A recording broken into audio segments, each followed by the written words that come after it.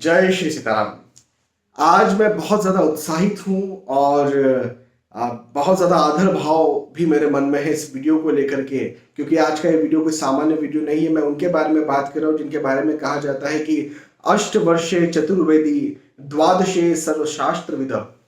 मतलब आज हम उनके बारे में बात कर रहे हैं जो सिर्फ सिर्फ और सिर्फ 8 वर्ष की आयु में चारों वेदों के ज्ञाता हो गए थे और जिन्होंने 8 वर्ष की आयु में संन्यास ले लिया था। संन्यास ले लिया था। और साथ ही साथ जब वो 12 वर्ष के हुए तो जितने शास्त्र होते हैं, वेदों में तो 8 वर्ष में हो गए थे, जितने शास्त्र होते हैं हमारे यहाँ श्रुति है, स्मृति है, पुराण है, वेद है, शास्त्र, इन सब में निपुण हो गए थे। हाँ जी, मैं आज बात कर रहा हूं भगवान आदि शंकराचार्य जी के बारे में। आदि शंकराचार्य जी को मैं तो कहूंगा भगवान से भी ऊपर है। ऊपर क्यों है? क्योंकि जो हमारे ऋषि मुनि रहे हैं, जो हमारे गुरु रहे हैं, उन्होंने हमें ये सिखाया है कि जो आदि शंकराचार्य जी थे वो स्वयं भगवान शंकर के अवतार थे या अवतार हैं। और भगवान शंकर के अवतार हैं तो भगवान शंकर स्वयं है आदि शंकराचार्य जी। तो हाँ, एक बात तो ये हो गई। लेकिन हम एक ऐसी परंपरा से आते हैं जहां पर गुरु को भगवान से भी ऊंचा दर्जा दिया जाता है। हाँ, कहते ना, गुरु गोविंद दो खड़े काके लागू पाए, बलिहारी गुरु आपने गोविंद दियो बताए। पहले गुरुदेव के चरण पकड़ते हैं और फिर जाकर ये गोविंद या फिर भगवान के चरण हम पकड़ते हैं। और आदि शंकराचार्य जी भगवान शिव शंकर के अवतार हैं, बिल्कुल सही बात है। लेकिन उन्होंने किस रूप में अवतार लिया? तो जगत गुरु के रूप में अवतार लिया। तो भगवान तो है लेकिन गुरु के रूप में है, तो भगवान से भी बड़े हैं, भगवान से भी पहले हैं। तो सबसे पहले तो श्री आदि शंकराचार्य जी के चरणों में नमन। और बहुत सारी भ्रांतियां हैं, बहुत सारी बातें ऐसी हैं जो कि आदि शंकराचार्य जी के बारे में फैली हुई हैं। तो यहाँ पर उन भ्रांतियों को भी मैं दूर करूंगा। साथ ही साथ कुछ बातें ऐसी बताऊंगा जो हो सकता है शायद आपको ना पता हो। पता भी हो तो दोबारा सुन लीजिए। पुराणों के बारे में, ऐसी कथाओं के बारे में, महापुरुषों की बातों के बारे में ये कहा जाता है कि जितनी बार सुने उतना आपका पुण्य भी बढ़ता है और आपकी याददाश्त और ज्यादा मजबूत और ज्यादा ताकतवर होती जाती है। तो पुण्य बढ़ाने के लिए ही आप इस वीडियो को देख सकते हैं। केरल में एक बहुत छोटा सा गांव है, वहां पर श्री आदि शंकराचार्य जी का जन्म हुआ था। ये कहा जाता है कि ईसा पूर्व 507 वर्ष ईसा पूर्व में श्री आदि शंकराचार्य जी का जन्म हुआ। अनफॉर्चुनेटली, दुर्भाग्य से, वो जब लगभग 3 वर्ष के थे तब उनके पिताजी का देहांत हो गया। और चूंकि अपने माता पिता के एकमात्र वो बच्चे थे, संतान थी, तो ऑब्वियसली उनकी माता ये नहीं चाहती थी कि वो सन्यासी बने। हाँ, कोई भी नहीं चाहेगा कि उनका बेटा, कोई गृहस्थ व्यक्ति है, वो ये नहीं चाहेगा कि उनका बेटा सन्यासी बने। तो निसंदेह आदि शंकराचार्य जी की माता जी भी उस समय नहीं चाहती थी कि वो सन्यासी बने। हालांकि अब उन्हें ज्ञान था, नहीं था कि ये भगवान शंकर स्वयं है, पता नहीं, वो वही जाने, लेकिन नहीं चाहती थी, अपने से दूर करना नहीं चाहती थी। लेकिन चूंकि आदि शंकराचार्य जी को तो अपना लक्ष्य पता था, मुझे करना क्या है, तो उन्होंने माता जी से बड़ी विनती की। अच्छा, एक बहुत बड़ी परंपरा है, सन्यासी बनने के लिए एक बहुत बड़ी शर्त है। हाँ, शर्त क्या है? शर्त यह है कि आपको आपकी माता जी से परमिशन लेनी पड़ेगी। माता जी जब तक परमिशन नहीं देगी तब तक आप सन्यासी नहीं हो सकते। हाँ जी, ये हमारे शास्त्रों में ये शर्त है। तभी पिताजी से आपको परमिशन लेने की जरूरत नहीं है, माता जी से परमिशन लेने की जरूरत है। और स्पेशली यदि आप एकमात्र संतान है अपने माता पिता की, तब तो यदि मां ने मना कर दिया मतलब आपने सन्यासी नहीं होना है। और फिर कब की बात है, मैंने जैसे कहा ना कि 8 वर्ष की आयु में चारों वेदों के ज्ञाता और सन्यासी हो चुके थे श्री भगवान आदि शंकराचार्य जी। तो जब 8 वर्ष में सन्यासी हुए, चारों वेदों के ज्ञाता हुए, तो निसंदेह इसकी शुरुआत तो पहले से ही हो गई थी ना। तो 4 वर्ष की जब उम्र थी, ये कहा जाता है आदि शंकराचार्य जी के बारे में, कई सारे विद्वान ये भी कहते हैं कि 4 वर्ष की उम्र में ही वो सन्यासी हो गए थे। कई सारे लोग कहते हैं कि 8 वर्ष की उम्र में सन्यासी हुए थे। अब ये चूंकि बहुत पुरानी बात है तो इसमें कुछ भ्रांतियां हैं। हालांकि फिर भी मेरा मानना भी यही है कि 4 वर्ष की आयु में ही आदि शंकराचार्य जी जो है वो सन्यासी हो गए थे। अब वो सन्यासी हुए, इसकी भी एक बहुत बड़ी कहानी है कि उनकी माता जी ने कैसे मान ली इस बात को। तो ये एक ऐसी कहानी है, ये एक ऐसी वार्ता है, ऐसी कथा है कि आदि शंकराचार्य जी नदी में स्नान कर रहे थे। अब चूंकि उनकी माता जी से वो इस प्रकार की जिद कर रहे थे कि मुझे सन्यासी होना है, माता जी मना कर रही थी, चूंकि पिताजी तो है नहीं, अब तू अकेला ही तो मेरा है, माता जी का ये भाव था। और वो नदी में नहाने गए और वहां पर एक मगर था, मगर ने उनको पकड़ लिया, किनको? आदि शंकराचार्य जी को। और जब मगर ने पकड़ा तो शंकराचार्य जी ने इस प्रकार से माता जी को कहा कि यदि आप मुझे सन्यासी बनने नहीं दोगे तो ये मगर भी मुझे नहीं छोड़ेगा, मतलब सन्यासी बनूंगा तो ही ये मगर मुझे छोड़ेगा, और यदि मुझे गृहस्थ रहना है तो ये मगर मुझे खा जाएगा। माता जी ने कहा जा तू सन्यासी हो जा, और तभी वो मगर भी उन्हें छोड़कर चला गया। भाई ये सब लीलाएं हैं, हाँ सब लीलाएं हैं, ये पूर्व रचित रहा होगा, जो भी रहा होगा भगवान की लीला है, लेकिन ऐसा कुछ हुआ। और उसके बाद में फिर 4 वर्ष की आयु में श्री आद्य शंकराचार्य जी जो है वो सन्यासी हो गए। हालांकि शंकराचार्य जी का जो नाम है वो शंकर है। एक्चुअली शंकराचार्य, आद्य शंकराचार्य जी के जो पिताजी हैं, पिताजी थे, वो भी एक प्रकांड पंडित थे, प्रकांड भट्ट विद्वान थे। वो भी शास्त्रों के बहुत बड़े ज्ञाता और वेदों के बहुत बड़े ज्ञाता थे। हालांकि उनकी मृत्यु, उनका देहावसान, उनका परलोक गमन, ब्रह्मलोक गमन बहुत जल्दी हो गया, लेकिन फिर भी वो बहुत बड़े ज्ञाता थे। तो उसके बाद फिर क्या हुआ कि 4 वर्ष के बाद में श्री आदि शंकराचार्य जी ने अध्ययन करना शुरू किया, और वो केरल से चलते हुए ओमकारेश्वर आए। हाँ जी, ओमकारेश्वर श्री ज्योतिर्लिंग है भोले बाबा का, महादेव जी का ओमकारेश्वर और ममलेश्वर, जिसे पहले अमरेश्वर कहा जाता था, फिर अमलेश्वर हुआ, अपभ्रंश होते होते आज उसे ममलेश्वर कहा जाता है, और ओमकारेश्वर तो नाम जगत प्रसिद्ध है। ओमकारेश्वर जी यदि आपको जाने का मौका मिला हो, ओमकारेश्वर मंदिर, ओमकार पर्वत पर यदि आपको जाने का मौका मिला हो, तो वहां पर श्री आद्य शंकराचार्य जी की गुफा भी आपने देखी होगी। नहीं देखी हो तो जब अगली बार आप ओमकारेश्वर जाएंगे तो आद्य शंकराचार्य जी की गुफा जरूर देखिएगा। ठीक जो ओमकारेश्वर मंदिर है वो ऊपर है, क्योंकि मंदिर पहाड़ पर है, एक आइलैंड जैसा बना हुआ है, उस पर मंदिर है, ऊपर ऊंचाई पर मंदिर है, और नीचे जो है गुफा है।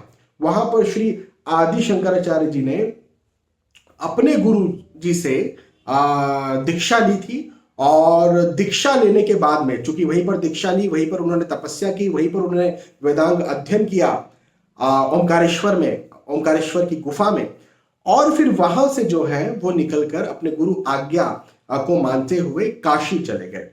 और काशी में जाकर के फिर इन्होंने क्या किया, श्री आद्य शंकराचार्य जी ने, कि एक सिद्धांत का प्रतिपादन किया, एक सिद्धांत को फैलाया। कौन सा सिद्धांत? वो सिद्धांत है अद्वैत सिद्धांत। अद्वैत सिद्धांत के बारे में आप लोग कितने जन जानते हैं कमेंट में बताइएगा। नहीं जानते तो इस पर भी मैं अलग से एक वीडियो बना दूंगा। अद्वैत सिद्धांत का प्रतिपादन किया, अद्वैत सिद्धांत को इन्होंने आगे बढ़ाया। अद्वैत सिद्धांत में ये कहा कि अहम ब्रह्मास्मि या तत्वमसि। अहम ब्रह्मास्मि मतलब क्या होता है? मैं ही ब्रह्म हूं। हाँ, बाद में विवेकानंद, स्वामी विवेकानंद जी ने भी अहम ब्रह्मास्मि इस शब्द को बहुत ज्यादा इसका प्रचार प्रसार किया। वो भी खुद इस बात को मानते थे, स्वामी विवेकानंद जी। अच्छा, तत्वमसि, तत्वमसि भी फैल, तत्वमसि मतलब तू वही है, वो ही तू है, तू ही वो है। हाँ, वो मतलब परमात्मा। तत्वमसि, अहम ब्रह्मास्मि, इस बात को उन्होंने फैलाया। हालांकि इस सिद्धांत से भी कई सारे और आचार्य जिनका मतभेद रहा, लेकिन यहां पर बात यह कही जाती है कि देखिए, परमात्मा पर ब्रह्म जो है उनके कई सारे रूप हैं, उन्हें ब्रह्मा जी भी नहीं समझ सकते। हमारे ग्रंथों में यह लिखा हुआ है कि ब्रह्मा जी भी भगवान को, परमात्मा को नहीं समझ पाते हैं, है ना। तो जिसने परमात्मा को जिस वे में समझा, जिस ढंग से समझा, जिस तरह का समझा, उसने उस तरह का उन्हें प्रतिपादित कर, उन्होंने उस तरह का आगे बढ़ा दिया, उस तरह का प्रचार प्रसार कर दिया। तो श्री आद्य शंकराचार्य जी जो भगवान शंकर के ही अवतार है, साक्षात भगवान शंकर है, उन्होंने अद्वैत सिद्धांत का प्रतिपादन किया और जीव और ब्रह्म को एक बताया कि जीव और ब्रह्म दोनों एक ही है। ये जो एक जीव निर्गुण रूप है, एक सगुण है, तो सगुण मैं भी ब्रह्म हूं। और आदि शंकराचार्य जी ने यह भी बताया कि जगत मिथ्या है, ब्रह्म सत्य है। ये जो जगत है, ये सारी चीजें मिथ्या है। श्री भोले बाबा ने श्री रामचरितमानस में ये कहा है, गोस्वामी तुलसीदास जी महाराज ने लिखा है कि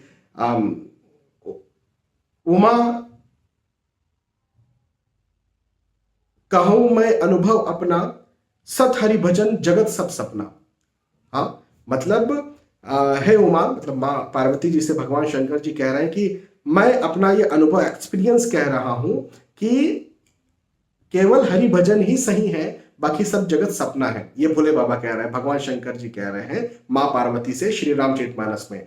चूंकि शंकराचार्य जी उन्हीं के अवतार हैं, भगवान शंकर के ही अवतार हैं, तो वो अब यहाँ पर क्या कह रहे हैं, वो यहाँ पर यही कह रहे हैं कि भाई जगत जो है मिथ्या है, जगत जो है वो झूठा है और ब्रह्म ही सत्य है। तो बात वो एक ही हो गई, जो भोले बाबा महादेव जी जो श्री रामचरितमानस में कह रहे हैं, वही यहाँ पर आदि शंकराचार्य जी भी इस बात को फैला रहे हैं, इस बात को और ज्यादा बल दे रहे हैं। आदि शंकराचार्य जी, देखिए भगवान आदि शंकराचार्य जी कैसे हो गए भाई? कई लोग कहेंगे कि यार महापुरुष होंगे, भगवान कैसे हो गए? उन्होंने ऐसे ऐसे काम किए हैं जो एक साधारण मनुष्य नहीं कर सकता। भैया 4 वर्ष की आयु में सन्यास ले लेना, 8 वर्ष की आयु में सभी वेदों का ज्ञाता हो जाना, 12 वर्ष की आयु में तो सब कुछ जान लेना, सब कुछ जान लेना। जानना तो बहुत दूर की बात है, दूसरे आचार्यों को, बड़े बड़े विद्वानों को, प्रकांडों को अपने वाद विवाद शास्त्रार्थ से हरा देना, ऐसा कौन कर सकता है? बड़े बड़े विद्वानों को। हाँ, यहां तक कि केरल से लेकर के ओमकारेश्वर, आप दूरी नापिएगा कितनी बड़ी दूरी है, उतनी दूर वो अकेले एक बालक, 4 वर्ष का बालक आ रहा है। कैसा हो सकता है ये? कैसे हो सकता है जिसके खुद पिताजी भी नहीं है? और वो आकर के क्या कर रहा है? वो आकर के कोई घूम फिर नहीं रहा है, वो वेदांत का अध्ययन कर रहा है। हाँ, फिर वो काशी जा रहे हैं, वो बालक काशी जा रहा है और वहां पर जाकर के लोगों से शास्त्रार्थ कर रहा है। हाँ, मंडन मिश्र और उनकी पत्नी भारती जी, इनका शास्त्रार्थ तो जगत विदित है। हाँ, आपको पता है ना, मंडन मिश्र एक बहुत बड़े विद्वान थे, कोई ऐसे वैसे नहीं थे, बहुत बड़े विद्वान थे। ये कहा जाता है कि मंडन मिश्र जी के यहाँ जो तोता मैना थी ना, पाली हुई तोता मैना, वो भी वेदों की ऋचाएं बोलती थी। हाँ जी, मतलब इतने बड़े प्रकांड विज्ञान थे कि उनके तोता मैना भी सीख गए थे वेदों की ऋचा। इतने बड़े मंडन मिश्र जी थे। और उनकी पत्नी ऑब्वियसली भारती जी, उनकी अर्धांगिनी। हाँ, तो उनसे शास्त्रार्थ किया एक बालक ने, जो कि आद्य शंकराचार्य जी है। वो बालक भगवान शंकर ही है, किसे पता था उस समय? बाद में चीजें उजागर हुई और पता चला। तो उन्होंने शास्त्रार्थ किया और श्री मंडन मिश्र जी को हराया। लेकिन चूंकि ये बात बड़ी जगत विदित है, सबको पता है कि मंडन मिश्र जी की पत्नी भारती जी ने काम शास्त्र पर एक प्रश्न कर लिया, और चूंकि ये तो बाल ब्रह्मचारी, तो इन्हें बस काम शास्त्र की समझ नहीं थी, तो उसमें इन्होंने कुछ वक्त मांगा। और कुछ वक्त जब भारती जी ने कहा ठीक है, आपको कुछ वक्त दिया, जाइए, आप कुछ वक्त के बाद हमसे शास्त्रार्थ कीजिएगा। अच्छा, भारती जी ने क्या सोचा कि ये तो जो है वो ब्रह्मचारी है, ये तो जो है काम शास्त्र की बात मैं कर रही हूं, अब ये ब्रह्मचारी जो बालक है ये अब प्रैक्टिकल तो करेगा नहीं। अब चूंकि प्रैक्टिकल करेगा नहीं तो इसे पता कैसे चलेगा, और प्रैक्टिकल यदि कर लिया तो इसका ब्रह्मचर्य टूट जाएगा। ब्रह्मचर्य एक बार टूट ही गया तो काहे का शास्त्रार्थ, मैं तो वैसे ही जीत गई। तो दोनों ही तरह से मेरी जीत है, भारती जी ने ये सोचा। लेकिन आदि शंकराचार्य जी तो भगवान है, उन्होंने क्या किया? ऐसी कहानी प्रचलित है कि एक व्यक्ति की मृत्यु हुई। हाँ, एक पुरुष की मृत्यु हुई और आदि शंकराचार्य जी को पता चला, जैसे ही मृत्यु हुई वैसे ही उसी क्षण पता चला कि मृत्यु हुई है। आदि शंकराचार्य जी ने अपने शिष्यों से कहा कि मेरा ये शरीर, मैं इस शरीर से अभी निकल रहा हूं, मेरा ये शरीर आप कुछ समय तक संभाल करके रखिए, मैं फिर से इस शरीर में वापस आऊंगा। उन्होंने अपनी आत्मा को उस शरीर से निकाला और निकालकर जो व्यक्ति मर रहा था, जिसकी मृत्यु हो रही थी, और फिर जैसे उसकी मृत्यु हुई वैसे वो उसके शरीर में प्रवेश कर गए। चूंकि उसके शरीर में उन्होंने प्रवेश किया तो अब वो जो व्यक्ति था, वो जो पुरुष था, ऑब्वियसली वापस से जीवित हो उठा। अब उसका परिवार था, उसकी पत्नी थी, उसके बच्चे थे। तो उन्होंने उस जो प्रश्न किया गया था उसके आधार पर उन सब चीजों को समझा। ऐसा कई कई जगहों पर ऐसा कहा जाता है कि एक वर्ष तक समझा, कोई लोग कहते हैं 1 महीने तक समझा, प्रभु जाने। लेकिन उसके बाद में फिर 1 वर्ष के बाद में उस शरीर को उन्होंने त्यागा। उसके बाद में वो जो व्यक्ति था जिसकी 1 वर्ष पहले ही मृत्यु हो गई थी, फिर परिवार के लिए, इस समाज के लिए उस 1 वर्ष के बाद उस व्यक्ति की मृत्यु हुई। वहां से शंकराचार्य जी की आत्मा निकली, वो अपने खुद के शरीर में वो आत्मा ने प्रवेश किया, और उसके बाद में जाकर के जो है वो श्री भारती जी, श्री मंडन मिश्र जी की पत्नी को उन्होंने शास्त्रार्थ में हराया।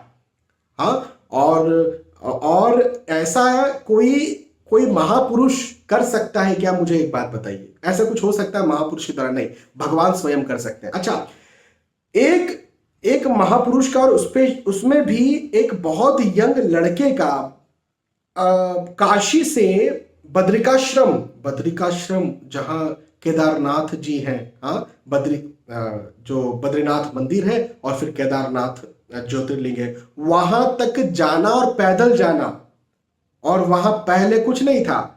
श्री आदि शंकराचार्य जी ने ही वहां पर मठ का स्थापन किया है। हाँ, तो क्या ऐसा कोई सामान्य बालक कर सकता है? बालक छोड़ दीजिए, सामान्य इंसान कर सकता है? क्या आप अकेले, आज आपकी उम्र जो भी हो, क्या आप पैदल अपने घर से वहां तक जा सकते हैं? बड़ा कठिन है। आज भी इतनी व्यवस्थाएं हो चुकी हैं, इतने घोड़े खच्चर वहां पर लेकर के जाते हैं, खाने पीने की सारी सामान है। अरे पहले के जमाने में लाइट नहीं था, हाँ, रोशनी नहीं थी, खाने पीने का कोई सामान नहीं था। प्रलय क्या आज आता है? पहले प्रलय का हमने श्री केदारनाथ जी का एक महाप्रलय देखा था, उस समय प्रलय आया था, और भीमशिला श्री केदारनाथ मंदिर जी के पीछे आ गई थी, जिसने मंदिर को बचा लिया, बाकी सब तहस नहस हो गया था। क्या वैसे प्रलय पहले नहीं आते थे? क्या पहले बर्फबारी नहीं होती थी? पहले क्या रास्ते उतने आसान थे? आसान तो छोड़िए, क्या रास्ते थे पहले? जब वो पैदल इतनी दूर गए तो क्या कोई इंसान ऐसा कर सकता है? नहीं जी, वो इंसान नहीं है। श्री आदि शंकराचार्य जी भगवान शंकर स्वयं थे। भगवान शंकर स्वयं ने इस धरती पर अवतार लिया था, और उन्होंने हमारे जो वेदों का अपभ्रंश हो रहा था, नष्ट भ्रष्ट हो रहे थे, भटक रहे थे लोग, उन्हें सही दिशा में लाने का प्रयास किया। तो केरल, मतलब भारतवर्ष के बिल्कुल एक छोर से लेकर बद्रिकाश्रम जो आज उत्तराखंड में है, एक दूसरे छोर तक पूरा जो है वो भारत को एक सूत्र में बांधा। हालांकि आदि शंकराचार्य जी ने अपने 4 शिष्य बनाए, 4 मठों की स्थापना की, और एक बद्रिकाश्रम में मठ है, एक द्वारिका जी में मठ है, एक गोवर्धनपुरी में मठ है, और एक जो है वो श्रृंगेरी मठ के नाम से जाना जाता है। अलग अलग 4 प्रकार के मठ हैं, और ये जो 4 प्रकार के मठ हैं, इसमें चारों अपने शिष्यों को श्री आदि शंकराचार्य जी ने बैठाया, और फिर उन्होंने कहा कि भाई देखो, अभी ऑब्वियसली हमने यहाँ पर इस धरती पर अवतार तो ले लिया, लेकिन एक समय हमें जाना भी है। अब चूंकि यदि जाना है तो निसंदेह उसके बाद हमारे इन विचारों को कौन प्रतिपादित करेगा, इन विचारों को कौन आगे बढ़ाएगा। और तब 4 मठों का जो है वो को स्थापित किया, और इस भावना से स्थापित किया कि अब हमारे जाने के बाद में जो है ये 4 शंकराचार्य जो हैं, ये 4 जो सन्यासी हैं, शंकराचार्य 4 सन्यासी हैं, ये हमारे विचारों को आगे बढ़ाएंगे और इस भारतवर्ष को बांध कर रखेंगे। वेदों को जो है वो तहस नहस नहीं होने देंगे, जो हमारी परंपराएं हैं उनको तहस नहस नहीं होने देंगे। इस विश्वास के साथ उन्होंने सन्यासियों को वहां पर स्थापित किया। उनके बहुत सारे खड़े खड़े नियम बनाए, जो कि नियम हम समझ भी नहीं सकते। मैं इस बात को समझने के लिए बहुत ही छोटा बालक हूं कि क्या क्या नियम होंगे, मैं तो समझ भी नहीं सकता। और उन्हें यह भी कहा कि आप शंकराचार्य कहलाएंगे। हाँ जी, शंकराचार्य पदवी भी जो है वो श्री आदि शंकराचार्य जी ही दे करके गए। तो आदि शंकराचार्य जी जो है उन्हें हम सामान्य इंसान या सामान्य बच्चा ना माने, क्योंकि कई लोग कहते हैं कि 32 वर्ष की उम्र में श्री आदि शंकराचार्य जी का शिवलोक गमन हुआ, और कई लोग कहते हैं 34 वर्ष की उम्र में हुआ। अब इसमें मतभेद है, लेकिन जो भी हुआ बहुत कम वर्ष की आयु रही, और इस इतने कम वर्ष की आयु में इतना कुछ कर देना, जो आज भी इतने वर्षों के बाद आज भी हम उनके विचारों को, उनके सिद्धांतों को हम समझते हैं, हम सुनते हैं। और यकीन मानिए मैंने बहुत पढ़ा इस सिद्धांत को, उनके बारे में पढ़ा, लेकिन बहुत कुछ सर के ऊपर गया, बहुत कुछ सर के ऊपर गया। हम गृहस्थों के लिए तो वो है ही नहीं, यहां तक कि सन्यासियों के लिए भी आदि शंकराचार्य जी का जो सिद्धांत, जो रात दिन शास्त्र में डूबे हुए हैं, वेदों में डूबे हुए हैं, उनके लिए भी बड़ा कठिन होगा। मुझे ये बात बिल्कुल पूरी तरह से पता है। तो बहुत वृहद सिद्धांत कोई बालक, कोई इंसान नहीं दे सकता, वो भी इतनी कम उम्र में। अच्छा, ये बात भी कही जाती है कि श्री आदि शंकराचार्य जी का जो शिवलोक गमन हुआ वो शरीर हुआ। कई लोग ये बात भी कहते हैं, कई लोग ये कहते हैं कि उन्होंने समाधि ली और उसके बाद में वो जो है उनका शिवलोक गमन हुआ। अब इसमें भी अपभ्रंश है, इसमें भी कई बातें हैं। खैर, मुझे तो यही लगता है कि उनका जो शिवलोक गमन हुआ वो सशरीर हुआ। बहुत ही, और भी जितनी सारी बातें उनके बारे में हम करें वो बहुत कम है। सबसे पहले तो श्री आदि शंकराचार्य जी भगवान के चरणों में नमन, और मैं सभी से प्रार्थना करता हूं कि आदि शंकराचार्य जी के बारे में कोई कुछ टीका टिप्पणी ना करे, क्योंकि एक शब्द है औकात, है ना, तो हमारी औकात नहीं है वो। हम एक बच्चे हैं, जैसे माता पिता होते हैं और एक 2-3 महीने का एक बच्चा पैदा हुआ रहता है ना। वो 2-3 महीने का बच्चा पैदा हुआ है कि उसके मन में आ जाए कि हाँ, ये कौन है, जाने दो इनको, और कुछ नहीं, इनके पास कोई बुद्धि ना दिमाग है, तो करेगा क्या? उसको पलना इन्हीं से है। उनको पालेगा उसका बाप ही, उनको दूध पिलाएगी उसकी माँ ही, उसको पढ़ाएंगे लिखाएंगे माँ बाप ही। कहने का मेरा मतलब यह है कि हमारे पास वो बौद्धिक क्षमताएं नहीं है जो आदि शंकराचार्य जी के बारे में कुछ कह दे। साथ ही साथ जो चारों मठों के जो शंकराचार्य जी हैं उनका भी हमें सम्मान करना चाहिए।